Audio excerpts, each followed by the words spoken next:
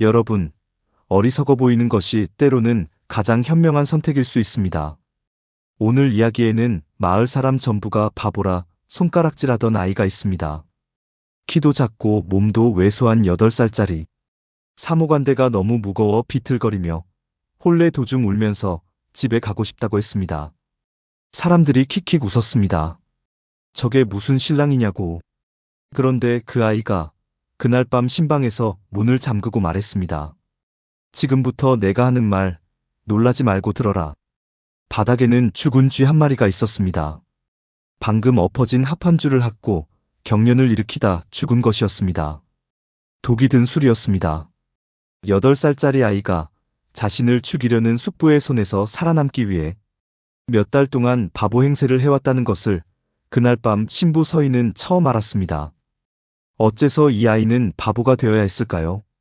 그리고 어떻게 집안을 지킬 수 있었을까요?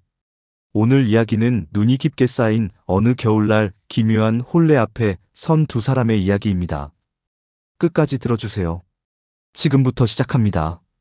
눈이 깊게 쌓인 어느 겨울날이었습니다. 마을 사람들은 한 집 앞에 모여 수군거리고 있었습니다. 세상에, 저 어린애가 장가를 간다니. 콧물이나 닦을 나이에 신랑이라니 말이 되나. 사람들이 손가락질하며 바라보는 곳에는 커다란 사모관대를 쓴 어린아이가 서 있었습니다. 키도 작고 몸도 왜소한 고작 8살짜리 아이였습니다. 아이의 이름은 이경. 그리고 그 옆에는 10살이나 많은 18살 신부 서희가 서 있었습니다. 혼례복을 입고 고개를 숙인 채 서 있는 서희의 얼굴에는 기쁨보다는 씁쓸한 체념이 어려 있었습니다. 사람들은 이 기묘한 혼례를 보며 혀를 찼습니다. 저건 결혼이 아니라 애 하나 떠맞는 거지. 저 집안이 얼마나 급하면 저런 혼처를 정했겠어. 저 여인도 참 기구한 팔자다. 그러나 그 누구도 몰랐습니다. 이 기묘한 혼례가 곧 한 집안의 목숨을 건 싸움의 시작이 될 것이라는 사실을. 그리고 사모관대가 무거워 비틀거리던 8살짜리 신랑이 그 모든 것을 혼자서 준비해온 사람이라는 것을. 이경의 집안은 원래 이 고을에서 손꼽히는 부자였습니다. 넓은 전답이 있었고 마을에서 가장 큰 기와집이 있었습니다. 사람들이 모두 그 집 아래에서 일했습니다. 이경의 아버지 김대감은 인심이 좋고 공정한 사람이었습니다. 마을 사람들이 어려움이 있으면 찾아오는 집이었습니다. 그러나 몇 해 전부터 집안의 기운이 이상하게 기울기 시작했습니다. 아버지 김대감이 원인을 알 수 없는 병에 걸려 자리에 눕게 된 것이었습니다. 처음에는 잠깐 아픈 줄 알았습니다. 그러나 시간이 지날수록 나아지지 않았습니다. 의원이 다녀가도 차도가 없었습니다. 몸이 점점 마르고 기침이 심해졌습니다. 그러면서 집안의 살림은 자연스럽게 작은아버지 김진사의 손으로 넘어갔습니다. 겉으로 보기엔 동생이 형을 대신해 집안을 돌보는 것처럼 보였습니다. 사람들도 그렇게 생각했습니다. 형이 아프니 동생이 살림을 맡는 것이 당연하다고. 그러나 사람의 속은 겉으로는 보이지 않는 법입니다. 김진사는 이미 오래전부터 집안 재산을 노리고 있었습니다. 형이 아프다는 것이 오히려 기회라 생각했습니다. 형만 없어지면 그 재산이 모두 자신의 것이 될 수 있었으니까요. 그는 서두르지 않았습니다. 한 번에 치지 않았습니다. 조금씩 움직였습니다. 장부를 자신이 관리하겠다고 나섰습니다. 하인들을 자신의 사람으로 바꿨습니다. 형에게 약을 올리는 것도 자신이 맡았습니다. 겉으로 보면 지극정성으로 형을 돌보는 아우였습니다.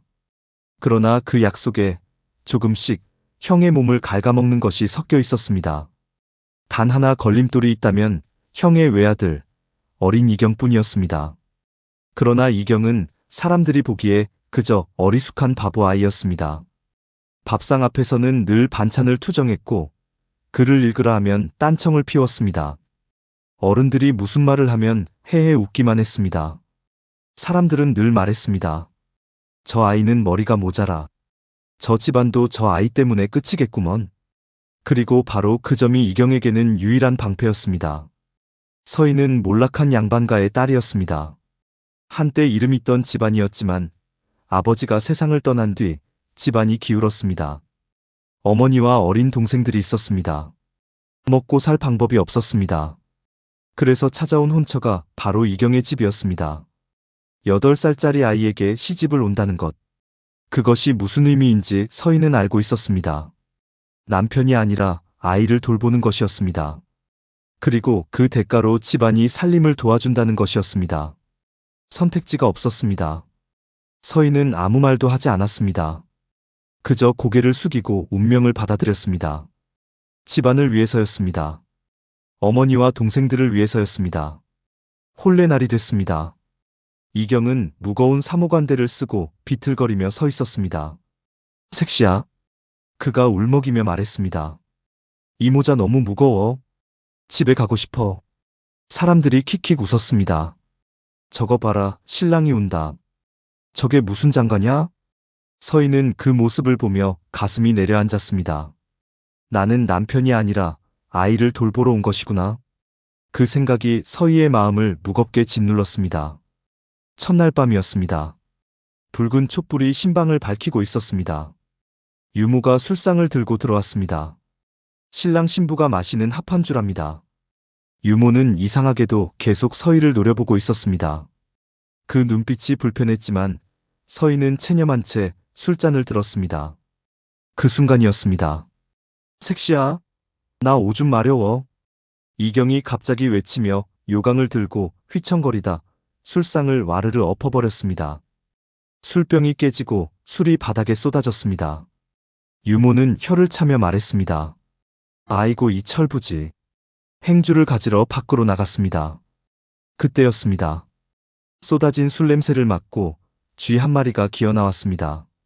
쥐는 술을 핥기 시작했습니다. 서희는 그 쥐를 보았습니다. 아무 생각 없이 바라봤습니다. 설마 하는 마음이었습니다. 그리고 잠시 후 쥐가 멈췄습니다. 발이 허공을 긁더니 몸을 뒤틀기 시작했습니다. 바닥에서 경련을 일으켰습니다. 작은 몸이 버둥거렸습니다. 잠깐의 몸부림. 그리고 그대로 움직임이 멈췄습니다. 죽은 것이었습니다. 서희는 방금 자신이 들어올렸던 술잔을 내려다봤습니다. 그 술잔을 입에 가져가려던 참이었습니다. 조금만 더 빨랐다면. 서희의 얼굴이 새하얘졌습니다. 이게 뭐지? 그때 뒤에서 차분한 목소리가 들렸습니다. 독이다. 서희가 돌아보았습니다. 이경이었습니다. 그러나 그의 눈빛은 아까 혼례에서 울던 아이의 눈빛이 아니었습니다. 차갑고 침착한 어른의 눈빛이었습니다. 그는 천천히 문을 닫고 걸쇠를 잠갔습니다. 그리고 말했습니다. 지금부터 내가 하는 말 놀라지 말고 들어라. 저 술은 우리를 죽이려고 준비된 거다. 서희는 숨을 삼켰습니다. 이경은 바닥에 누운 쥐를 가리켰습니다. 내 숙부가 보낸 거야. 그는 낮게 그러나 또렷하게 말했습니다. 저 유모는 숙부가 이 집에 심어놓은 사람이다. 합한주에 독을 타는 것은 오래전부터 계획된 것이야. 오늘 우리 둘을 한꺼번에 없애려 했던 거야.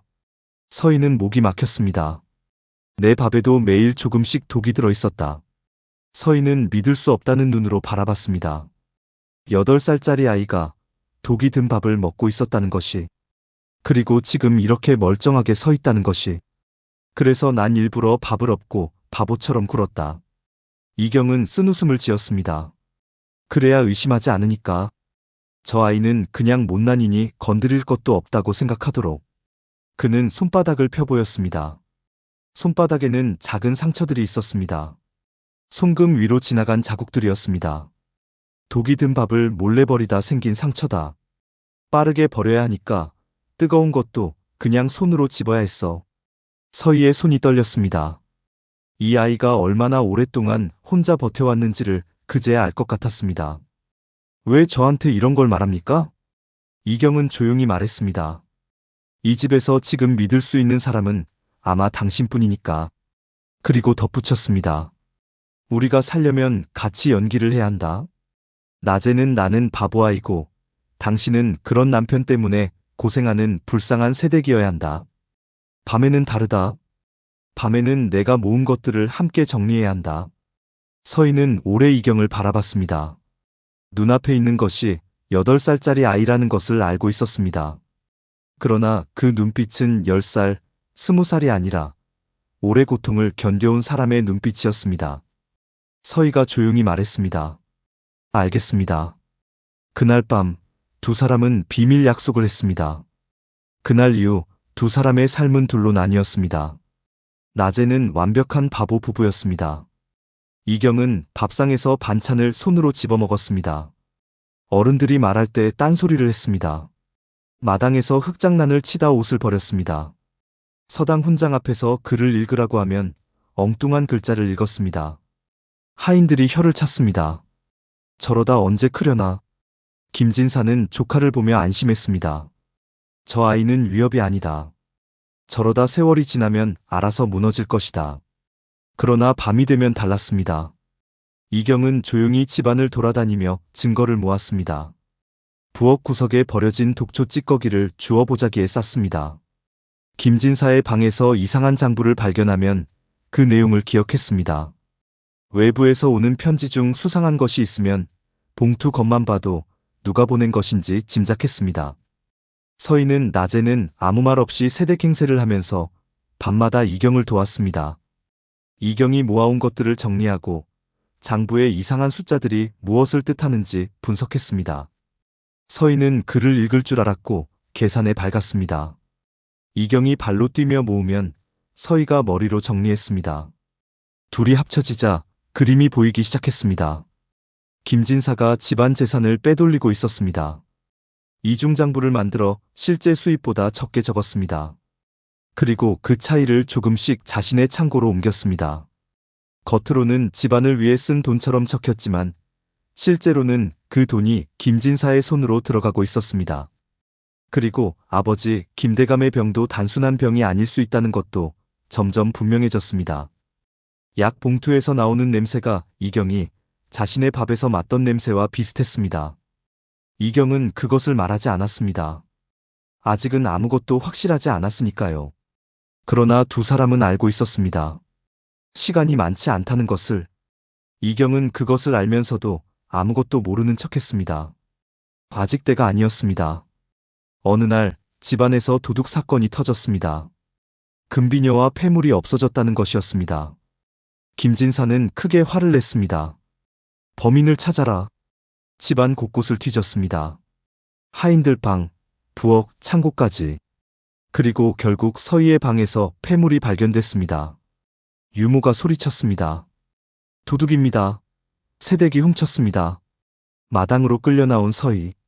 김진사가 하인에게 눈짓을 했습니다. 몽둥이가 들려졌습니다. 그때였습니다. 어린 이경이 마당으로 달려왔습니다. 그리고 서희 앞을 막아섰습니다. 때리지 마. 이경이 울부짖었습니다. 내가 훔쳤어. 색시방에 내가 넣어놨어. 사람들이 놀랐습니다. 왜 훔쳤느냐? 이경은 흐느끼며 말했습니다. 색시 주려고. 예쁜 거 갖고 싶다고 해서. 사람들이 웃었습니다. 역시 바보구먼. 제 것인지 남의 것인지도 모르나. 김진사도 피식 웃으며 넘어갔습니다. 그러나 아무도 몰랐습니다. 그날 밤 서희의 방에 폐물을 넣은 사람이 바로 유모였다는 사실을. 유모가 김진사의 명을 받고 서희를 모함하기 위해 꾸민 일이었다는 것을. 그리고 그걸 이경이 모두 보고 있었다는 것을. 밤에 이경은 서희에게 말했습니다. 유모가 넣었다. 내가 봤어. 오늘 그 유모가 어디서 왔는지도 알아냈어. 숙부 쪽 사람이야. 서희는 오래 이경을 바라봤습니다. 이 아이는 자신을 지키기 위해 바보 행세를 한 것이 아니었습니다. 자신을 지키면서 동시에 서희까지 지키고 있었습니다. 그리고 마침내 그날이 왔습니다. 아버지 김대감이 결국 세상을 떠났습니다. 장례가 끝나자마자 그날 밤 김진사는 두 사람을 창고에 가두었습니다. 미친 조카놈을 잠시 격리하겠다. 상중에 날뛰지 못하도록. 문에는 밖에서 굵은 못이 박혔습니다. 창문도 없는 창고였습니다. 어두웠습니다. 서희는 어두운 창고 안에서 무릎을 껴안았습니다. 이제 어떻게 되는 것인지 알 것 같았습니다. 여기서 두 사람을 없애고 집안을 완전히 차지하려는 것이었습니다. 그런데 이경이 웃었습니다. 어두운 창고 안에서 이경이 피식 웃는 소리가 들렸습니다. 걱정 마. 그는 창고 구석으로 걸어갔습니다. 그리고 바닥에 흙을 파헤치기 시작했습니다. 그 아래에는 작은 구멍이 있었습니다.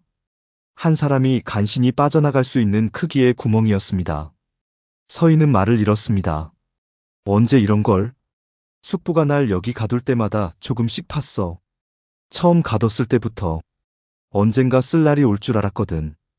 이경은 구멍 옆 흙 속에서 낡은 보자기를 꺼냈습니다. 그 안에는 그동안 모아온 모든 것이 들어있었습니다. 독초 찌꺼기, 김진사가 아버지에게 쓴 밀서, 이중으로 작성된 장부, 유모가 밭과 주고받은 쪽지들, 모든 증거였습니다. 이경이 말했습니다.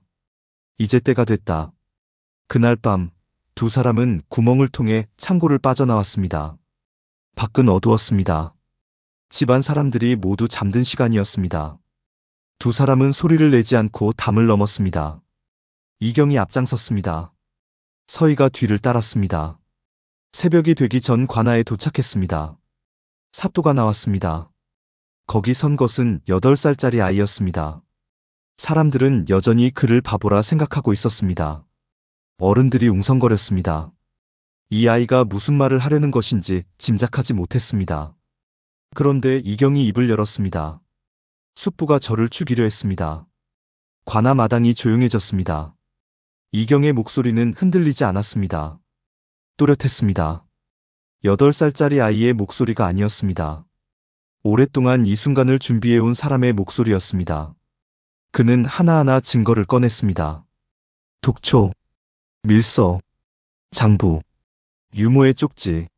사또가 하나씩 살펴보는 동안 마당에 있던 사람들의 얼굴이 달라졌습니다. 이경은 설명했습니다. 합판주에 독이 든 것을 어떻게 알았는지, 밥에 독이 들어 있어서 몇 달 동안 어떻게 버렸는지, 장부의 숫자가 왜 맞지 않는지, 그리고 유모가 누구의 명을 받고 움직였는지를. 사또의 얼굴이 굳었습니다. 결국 김진사는 포박되었습니다. 모든 것이 드러났습니다. 이중장부로 빼돌린 재산, 형에게 조금씩 먹인 독, 조카를 없애려 한 계획까지. 유모도 함께 끌려갔습니다. 곤장 소리가 관아 마당에 울려 퍼졌습니다. 그날 이후 집안의 모든 재산은 정당한 주인에게 돌아왔습니다. 마을 사람들이 술렁였습니다. 저 바보라던 아이가 사실은 다 알고 있었던 거야? 그럼 그 바보짓이 다 연기였던 거야? 이경은 그 말들을 듣지 않았습니다. 관아에서 돌아와 아버지 묘 앞에 앉았습니다. 오래 앉아 있었습니다. 서희가 조용히 옆에 앉았습니다. 한참 후에 이경이 말했습니다. 아직 부족하다. 서희가 물었습니다. 무엇이요?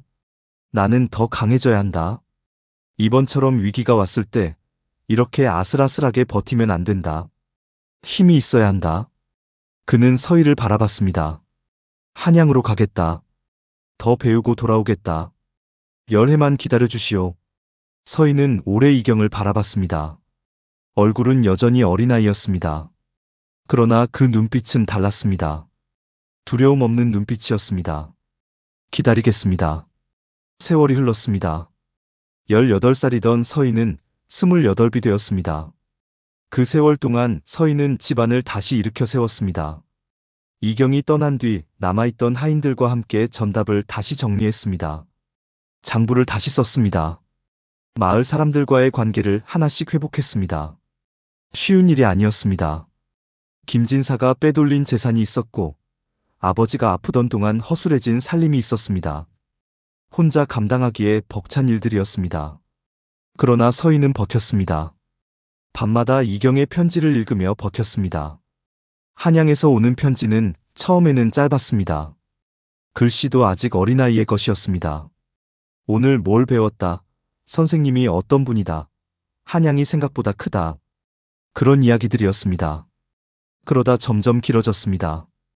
무엇을 배우고 있는지, 어떤 사람을 만났는지, 그 사람들에게 무엇을 느꼈는지를, 그리고 어느 해부터는 집안을 어떻게 더 단단하게 만들면 좋겠는지, 서희의 생각은 어떤지를 물었습니다.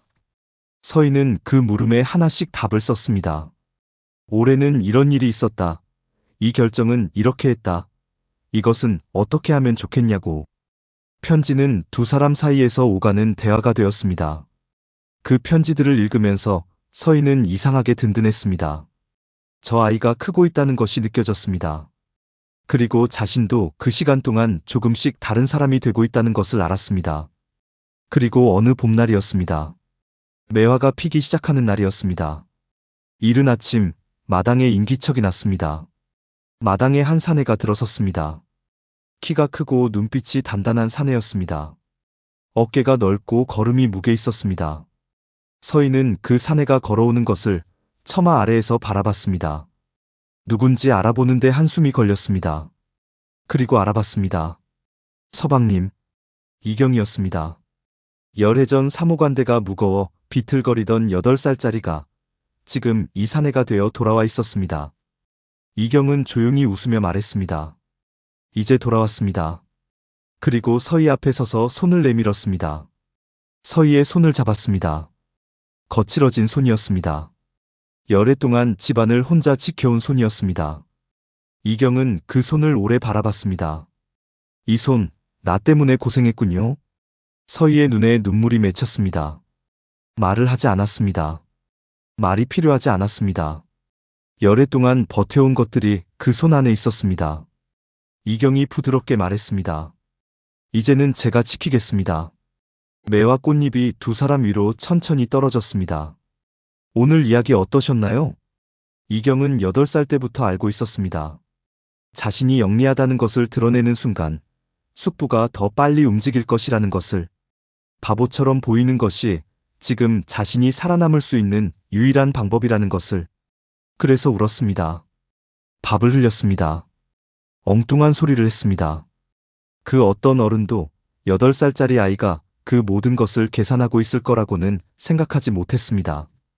그것이 이경의 힘이었습니다. 약해 보이는 것이 가장 강한 갑옷이 되는 순간이 있습니다. 모자라 보이는 것이 가장 날카로운 무기가 되는 순간이 있습니다. 이경은 그것을 알았습니다. 그리고 그것을 몇 달이 아니라 몇 년 동안 유지했습니다. 밥을 흘리고 딴청을 피우고 어른들 앞에서 헤헤 웃으면서 그 안에서 독초를 모으고 밀서를 읽고 탈출구를 팠습니다. 그 끈기가 이경을 살렸습니다. 그리고 오늘 이야기에서 또 하나 눈에 걸리는 것은 서희입니다. 서희는 어쩔 수 없이 이 집에 왔습니다. 선택의 여지가 없었습니다. 자신보다 10살 어린 아이와 혼례를 올렸습니다. 처음엔 체념밖에 없었습니다. 그런데 이경을 알게 된 뒤 달라졌습니다. 그 아이가 얼마나 오랫동안 혼자 버텨왔는지를 알게 된 뒤 서희는 그 싸움에 함께 섰습니다. 그리고 이경이 한양으로 떠난 열해 동안 혼자 집안을 지켰습니다. 누가 시켜서가 아니었습니다. 이미 함께 싸운 사람이었으니까요. 오늘 이야기가 여러분께 남기는 것이 있다면 이것입니다. 어리석어 보인다고 해서 어리석은 것이 아닙니다. 약해 보인다고 해서 약한 것이 아닙니다. 그리고 운명처럼 온 것이라도 그 안에서 어떤 선택을 하느냐에 따라 전혀 다른 이야기가 됩니다. 이경은 바보가 아니었습니다. 서희는 불쌍한 새댁이 아니었습니다. 두 사람은 각자의 방식으로 살아남았고 함께 집안을 지켰습니다. 영상이 마음에 드셨다면 구독과 좋아요 눌러주세요. 댓글로 오늘 이야기에서 가장 기억에 남는 장면을 알려주시면 정말 큰 힘이 됩니다. 다음 이야기도 기다려주세요. 감사합니다.